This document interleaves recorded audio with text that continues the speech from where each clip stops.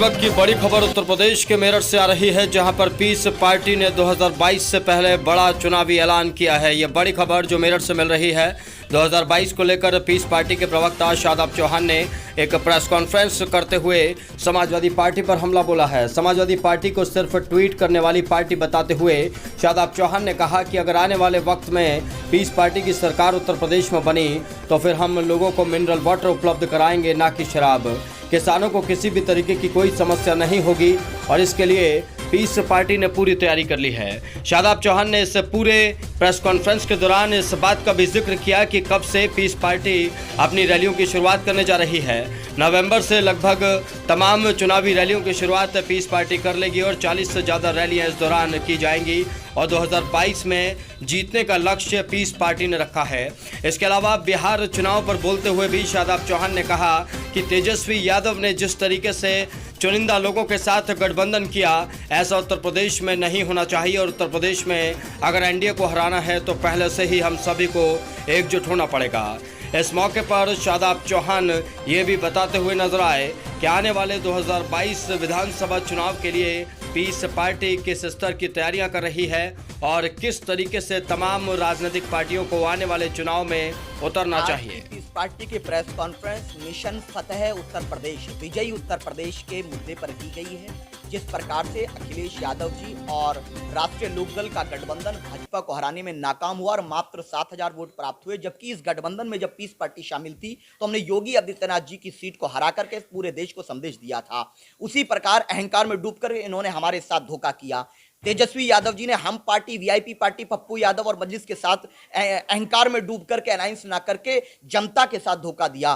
तो आज हम लोग ये आगाह कर देना चाहते हैं कि पीस पार्टी 2022 का चुनाव मजबूती से लड़ने जा रही है। 21 नवंबर से हम लोग संगठनात्मक अभियान चला रहे हैं और 15 जनवरी से पूरे प्रदेश में 40 रैलियां करके, जिसमें कम से कम तादाद 1 लाख की होगी, हम वो रैलियां करेंगे और चुनाव जरूर लड़ेंगे।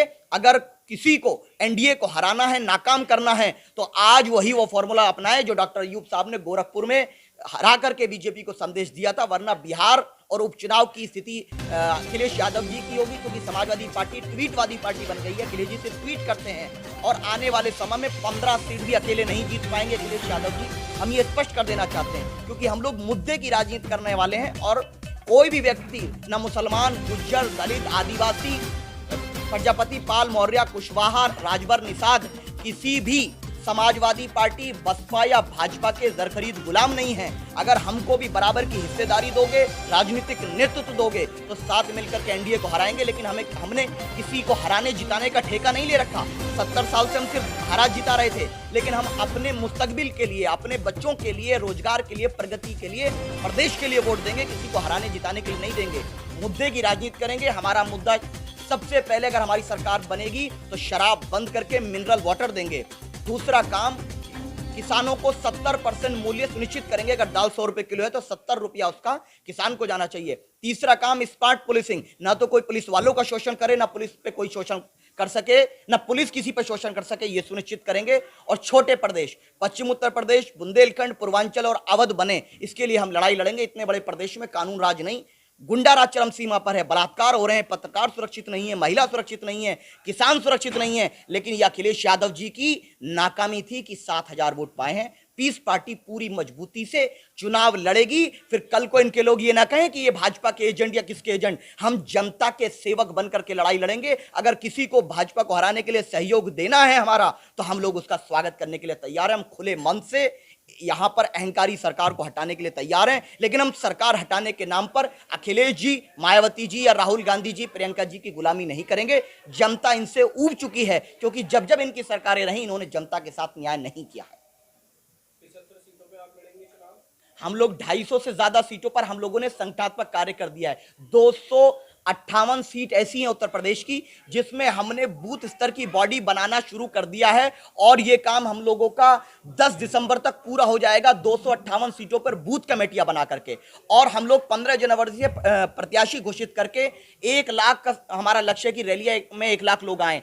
40 रैलियां करने वाले हैं और उसी में हम प्रत्याशियों की घोषणा करेंगे।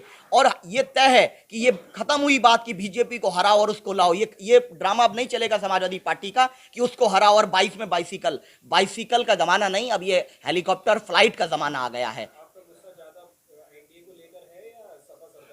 हमारा गुस्सा ज्यादा उस विपक्ष को लेकर के है जो अहंकार में डूबा हुआ है, क्योंकि एनडीए बिहार में जीती तो इस महागठबंधन के अहंकार की वजह से। तेजस्वी जी, अगर पप्पू यादव जी, वीआईपी पार्टी, हम पार्टी, मल्लिस पार्टी जो अप्रोच कर रहे थे गठबंधन के लिए, अगर उनसे अलायंस किए होते तो सरकार आज एनडीए की नहीं होती।